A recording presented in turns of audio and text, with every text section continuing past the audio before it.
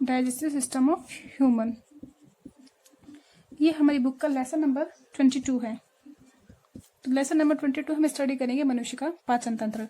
तो देखिए, पाचन तंत्र को पढ़ने से पहले हमें पता होना चाहिए कि पाचन या डाइजेशन क्या होता है। तो देखिए, पाचन में क्या होता है, हमने खाना खाया, अब जो आपने खाना खाया है उसमें आपके पास पॉलीसेकेराइड्स होंगे, ये प्रोटीन्स की बड़ी बड़ी श्रृंखलाएं होंगी। ये हम बात करते हैं हमारे पास संतृप्त या असंतृप्त वसा को हम भोजन के रूप में ग्रहण करते हैं।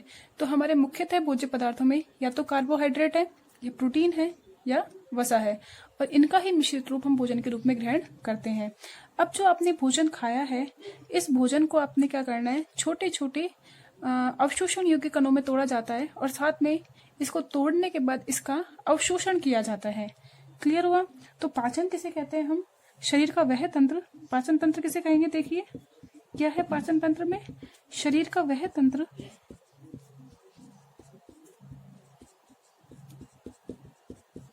जिसमें जटिल भोज्य पदार्थों को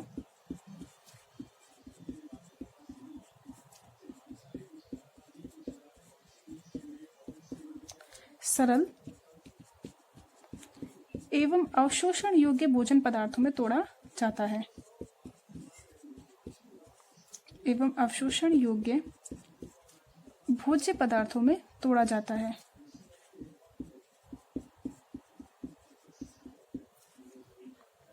अपघटित किया जाता है, तोड़ा जाता है, या बदला जाता है। अब देखिए, इस संपूर्ण प्रक्रिया में हम विभिन्न एंजाइमों का उपयोग करते हैं, यानी कि जो पाचन की प्रक्रिया है किसकी सहायता से होती है? विभिन्न एंजाइम्स की उपस्थिति में होती है। इसीलिए हम इसे एंजाइमेटिक अपघटन भी कह सकते हैं। तो पाचन में विभिन्न भोज्य पदार्थों को हम एंजाइम की उपस्थिति में अवशोषण योग्य सरल छोटे भोज्य पदार्थों में तोड़ देते हैं। जब हम पाचन की प्रक्रिया में बात करते हैं तो मुख्यतः पाचन की प्रक्रिया के 5 चरण या 5 पद होते हैं। कितने चरणों में संपन्न होती है पाचन की प्रक्रिया? 5 चरणों में या 5 पदों में संपन्न होती है। इसमें सबसे पहले भोजन का अंतःग्रहण किया जाता है। यह हम 11th में भी पढ़ चुके थे बेसिक, जब हमने कॉकरोच के बारे में स्टडी किया था। हमने कॉकरोच का पाचन तंत्र देखा था, हमने मेंढक का पाचन तंत्र देखा था, या हमने बात की केंचुए के पाचन तंत्र की हमने बात की थी। तो सबसे पहले भोजन का अंतःग्रहण किया जाता है। अंतःग्रहण का मतलब है भोजन को मुख के द्वारा या अन्य किसी संरचना के द्वारा शरीर में प्रवेश कराना। तो भोजन का अंतःग्रहण किया जाता है। अब जो भोजन ग्रहण किया है इसे छोटे छोटे भागों में तोड़ा जाता है, जिसे हम क्या बोल देते हैं? पाचन। पाचन करने के बाद भोजन आंत तक पहुंचा। अब आंत से हम भोजन का क्या कर देते हैं? अवशोषण। तो भोजन क्या होगा? आंत से अवशोषित होगा और रुधिर के द्वारा विभिन्न अंगों तक पहुंचता है। तो विभिन्न अंगों की कोशिकाओं के द्वारा इस भोजन का स्वांगीकरण किया जाता है। क्या किया जाता है? स्वांगीकरण। और इसी स्वांगीकरण की प्रक्रिया के कारण ही हमारी वृद्धि होती है। अब देखिए, जो भोज्य पदार्थ बचे, जो भोज्य पदार्थों का पाचन हुआ था, इसका हमने क्या कर लिया है? स्वांगीकरण कर लिया है। लेकिन यहाँ पे भी जो आपके पास शेष अपचित भोज्य पदार्थ रह गया, उसका हम क्या कर देते हैं? बहिक्षेपण कर देते हैं। तो पाचन की प्रक्रिया में मुख्यतः 5 चरण या 5 पद संपन्न होते हैं, और ऑलमोस्ट सभी जीवों में इन्हीं 5 पदों के द्वारा भोजन का पाचन संपन्न होता है। सबसे पहले भोजन का अंतःग्रहण किया, उसके बाद पाचन किया, पाचन करने के बाद अवशोषण किया जाता है। अवशोषित किए हुए भोजन को कोशिकाएं ग्रहण करती हैं और अपनी वृद्धि करती हैं, जिसे हम क्या बोले? स्वांगीकरण बोला जाता है। और अंत में अपशिष्ट भोज्य पदार्थों को शरीर से बाहर त्याग दिया जाता है, जिसे क्या कहा जाता है? बहिक्षेपण। यह संपूर्ण पाचन की प्रक्रिया आहार नाल में संपन्न होती है। कहाँ संपन्न होती है? आहार नाल में संपन्न होती है। तो पाचन तंत्र में हम आहार नाल को सम्मिलित करते हैं, और जैसा कि हमने कहा कि विभिन्न एंजाइम चाहिए, तो एंजाइमों के लिए विभिन्न प्रकार की पाचक ग्रंथियां भी यहाँ पे शामिल की जाती है। तो देखिए, पाचन तंत्र में आहार नाल एवं विभिन्न प्रकार की पाचक ग्रंथियां सम्मिलित होती है। यदि हम आहार नाल की बात करें तो मनुष्य की जो आहार नाल है, ये कैसी आपकी पेशीय नलिका नुमा संरचना है।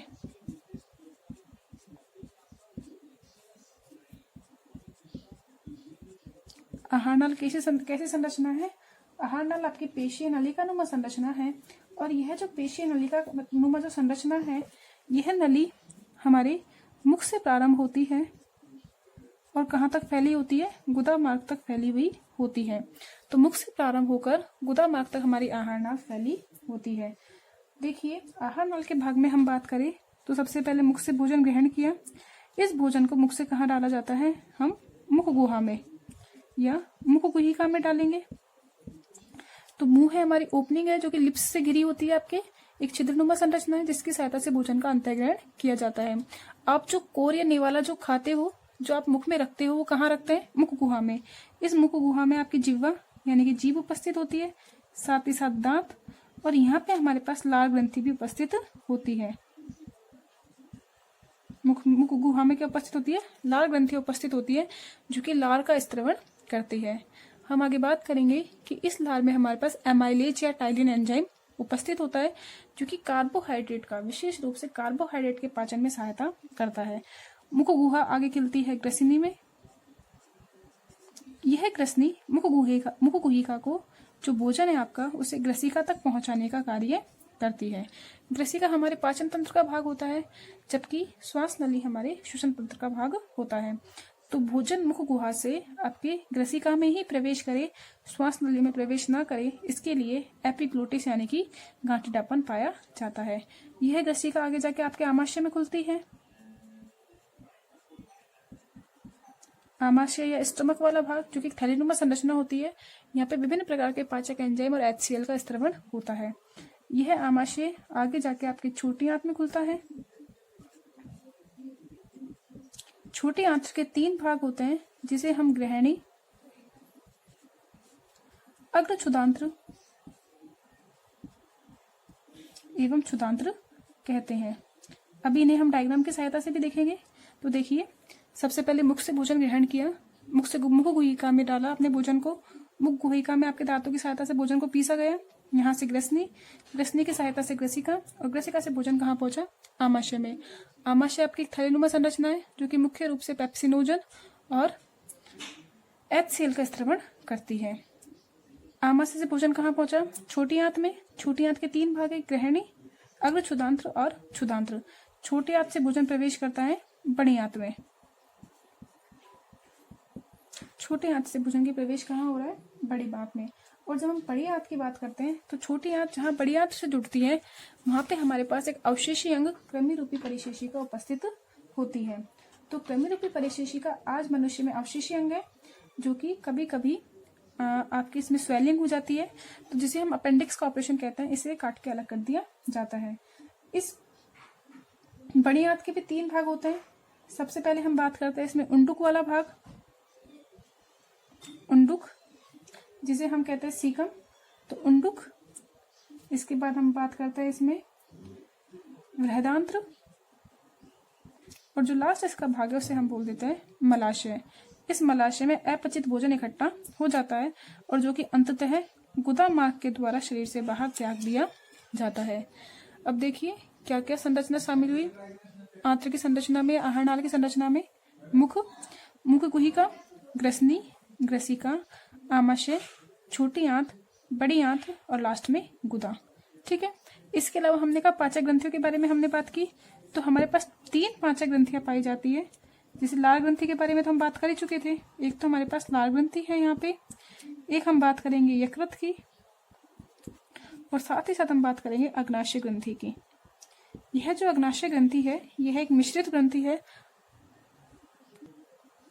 और यह मिश्रित ग्रंथि आपके अंतःस्रावी ग्रंथि के समान भी काम करती है और बहिस्रावी ग्रंथि के समान भी काम करती है। लेकिन जो पाचक ग्रंथियां हैं, अभी हम किसकी बात कर रहे हैं, पाचक ग्रंथियों की। तो अग्नाशय पाचक ग्रंथि के रूप में कैसे काम करता है, बहिस्रावी ग्रंथि के रूप में काम करता है। तो जितनी भी पाचक ग्रंथियां हैं वो हमारी बहिस्रावी ग्रंथियां होती है, अर्थात नलिकाओं की सहायता से अपने उत्पादों को रुधिर में त्यागती है। अब हम देखिए, जितने भी हमने पाचन तंत्र के भागों के बारे में देखा है, इनकी लोकेशंस को या इनकी संरचना को हम डायग्राम की सहायता से देखते हैं। उसके बाद हम प्रत्येक भाग का विस्तार से अध्ययन करेंगे। तो देखिए, अब हम देखते हैं आहार नाल का डायग्राम। तो देखिए, अब हम आहार नाल का डायग्राम बनाएंगे कि जो मनुष्य के आहार नाल है या पाचन तंत्र है, इसकी संरचना किस प्रकार की पाई जाती है। तो जैसा कि अभी हमने बात की थी कि जो हमारा पाचन तंत्र है वो कहाँ से प्रारंभ हो रहा है, मुख से प्रारंभ होता है। तो देखिए मुख, ये आपके मुख से क्या प्रारंभ हुई आपकी, ये आपका मुख हुआ। मुख कहाँ खुलता है हमारा, मुख गुहा में। इस मुख गुहा में विभिन्न प्रकार की आपकी क्या पाई जाती है, लाल ग्रंथियां उपस्थित होती है। यहाँ क्या उपस्थित है, हमारी लाल ग्रंथियां उपस्थित होती है। तो मुख, मुख गुहा। अब यह जो हमारी मुख गुहा है आगे कहाँ खुलेगी, आपके ग्रसनी में। तो देखिए मुख गुहा कहाँ खुलती है, हमारे ग्रसनी में। और यह जो ग्रसनी है यह मुख गुहा को आपके ग्रसिका से जोड़ने का काम करती है। तो ग्रसनी कहाँ खुलेगी, आगे ग्रसिका में, यानी कि ईसोफेगस में खुलती है। इस तरीके से यह ग्रसनी आगे वृद्धि करती हुई, तो यह जो ग्रसनी है आगे जाके आमाशय में खुलती है।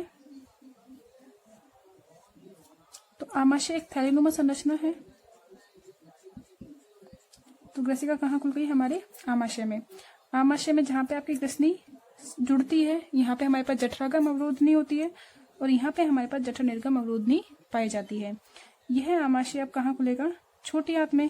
और छोटी आंत के जिस भाग में ये खुलता है इसे हमने क्या बोल दिया है, ग्रहणी बोल दिया है। अब यहाँ से हमारे पास कुंडलित आहार नाल प्रारंभ हो जाती है। छोटी आंत की लंबाई बड़ी आंत से अधिक होती है। क्लियर हुआ। तो ये आपकी छोटी आंत है। हमने बात की थी छोटी आंत का वह भाग जो कि आपके आमाशय से जुड़ता है, इसे हमने क्या बोल दिया है, ग्रहणी। ग्रहणी के बाद जो भाग आता है उसे हम क्या बोल देते हैं, अग्रछुदांत्र। इसे हमने क्या बोल दिया है, अग्रछुदांत्र। छोटी आंत का ही भाग है। और इसका लास्ट वाला भाग, छोटी आंत का भाग, जो कि आप किससे जुड़ रहे हैं, आपकी बड़ी आंत से जुड़ता है, इस वाले भाग को हम क्या बोल देते हैं, क्षुदांत्र कह दिया जाता है। अब देखिए जहां पे छोटी आंत आपकी बड़ी आंत से जुड़ती है, एक आपका अवशेषी अंग पाया जाता है यहाँ पे, जिसे हमने क्या बोला है, कृमि रूपी परिशेषिका। इसे हमने क्या बोला है, कृमि रूपी परिशेषिका। यह कृमि रूपी परिशेषिका क्या है, आपका अवशेषी अंग होता है। अब देखिए छोटी आंत कहाँ जुड़ रही है, आपके बड़ी आंत से। तो देखिए जहाँ पे छोटी आंत आपकी, ये जो क्षुदांत्र वाला भाग है छोटी आंत का भाग है, जहाँ पे छोटी आंत बड़ी आंत से जुड़ती है, इस वाले भाग को हम बोलते हैं उंडुक। क्या बोला जाता है इसे, उंडुक। इंग्लिश में बोलते हैं इसे सीकम। तो यहाँ पे हमारे पास एक कपाट पाया जाता है। क्षुदांत्र वाले भाग को हमने क्या कह दिया है, इलियम। तो जहाँ पे इलियम और जो सीकम वाला भाग है आपस में जुड़ता है, यहाँ पे हमारे पास क्या पाया जाता है, इलियोसिकल वाल्व पाया जाता है। फिर हमारे पास क्या पाया जाएगा, ये आपका बृहदांत्र का मुख्य भाग हो जाएगा, जिसमें एक आरोही भाग हो जाता है, एक अनुप्रस्थ भाग हो जाता है, और एक कौन सा भाग हो जाएगा, आपका अवरोही भाग पाया जाता है। और इसका जो अंतिम भाग है ये किसके रूप में पाया जाता है, हमारे मलाशय के रूप में पाया जाता है। इस मलाशय की ओपनिंग बाहर की तरफ गुदा मार्ग के द्वारा होती है, जिसकी सहायता से हम अपचित भोज्य पदार्थ को बाहर त्याग दिया जाता है। अब देखिए ये जो ग्रहणी है, इस ग्रहणी के पास क्या पाया जाता है, हमारे पास शरीर की सबसे बड़ी पाचक ग्रंथि यकृत यहाँ पे हमारे पास उपस्थित होता है। यकृत हमारे शरीर की सबसे बड़ी पाचक ग्रंथि है, और यकृत के ही नीचे हमारे पास क्या पाया जाता है, पित्ताशय पाया जाता है। यकृत में पित्तरस का निर्माण होता है, और यह पित्तरस जहाँ इकट्ठा होता है संरचना को हमने क्या बोल दिया, पित्ताशय। यह ग्रहणी, देखा आपने, ये जो ग्रहणी है ये यू के आकार की संरचना बनाती है, और इस यू आकार के लूप में या पाश में ही हमारे पास एक संरचना पाई जाती है, जिसे हमने क्या बोला है, अग्नाशय। तो ये कौन सी संरचना हो गई, अग्नाशय। तो इस तरीके से यह हमारे मनुष्य के पाचन तंत्र की संरचना है। दोबारा देखिए, सबसे पहले हमने बात की मुख। मुख कहाँ खुलता है, हमारी मुख गुहिका में खुलता है। तो मुख में ही हमारे पास लार ग्रंथियां पाई जाती है, जो कि लार का स्त्रवण करने का काम करती है। इस लार में पाचक एंजाइम पाए जाते हैं। यह मुख गुहा आगे जगह ग्रसनी में खुलती है, और ग्रसनी आगे जगह कहाँ खुलेगी, आपकी ग्रसिका में खुलती है। यह ग्रसिका अर्धपचित भोजन को, या जो आपने दांतों की सहायता से छोटे छोटे भोजन के कण तोड़े थे, इन्हें कहाँ पहुंचा देगा, आमाशय में। तो नेक्स्ट भाग कौन सा हो गया, आमाशय। आमाशय आगे जाके कहाँ खुलता है, हमारी छोटी आंत में। और छोटी आंत के हमारे पास निम्न 3 भाग पाए जाते हैं। पहला ग्रहणी, दूसरा हमने बात की अग्रक्षुदांत्र, और तीसरी बात किसकी की हमने, क्षुधांत्र की। अब देखिए, यह हमने बात कर ली थी किसकी, छोटी आंत की। जब हम बड़ी आंत की बात करते हैं तो देखिए यहाँ तक हमारा जो भाग था वो किसका था, छोटी आंत का। जहाँ पे छोटी आंत बड़ी आंत से जुड़ती है, इस भाग पे क्या पाया जाता है, आपकी कृमिरूपी परिशेषिका नामक अवशेषीय अंग पाया जाता है। यह आपके बड़ी आंत का भाग। देखिए बड़ी आंत में हमारे पास 3 भाग है, उंडुक, फिर हमारे पास मुख्य वेदांत्र का भाग, और जो तीसरा भाग है वो कौन सा हो जाएगा, आपका मलाशय का। ये हमारी किसकी बात हो गई है, बड़ी आंत की हमने बात की है। बड़ी आंत का जो मलाशय वाला भाग है वो लास्ट में गुदा द्वारा शरीर से बाहर जो अपशिष्ट भोज्य पदार्थ इन्हें त्याग दिया जाता है। इसके अतिरिक्त जब हम पाचक ग्रंथियों की बात कर रहे थे तो हमारे पास लाल ग्रंथियां थी, फिर हमने बात की यकृत की जो सबसे बड़ी पाचक ग्रंथि है, और फिर हमने बात की अग्नाशय की जो कि पाचक ग्रंथि के होने के साथ साथ आपके अंतःस्रावी ग्रंथि के समान भी काम करती है। यह ग्रहणी के रूप में उपस्थित होती है। तो आज हमने पाचन तंत्र के बारे में सामान्य जानकारी देखी है और पाचन तंत्र का बेसिक डायग्राम देखा है। अब नेक्स्ट वीडियो में हम पाचन तंत्र के आहार नाल के विभिन्न भागों के बारे में बात करेंगे, जिसमें हमारा मुख्य टॉपिक होगा मुख गुहा, जिसमें हम दांत की संरचना के बारे में, दंत की संरचना के बारे में अध्ययन करेंगे। तो आज के लिए इतना ही। Thank you.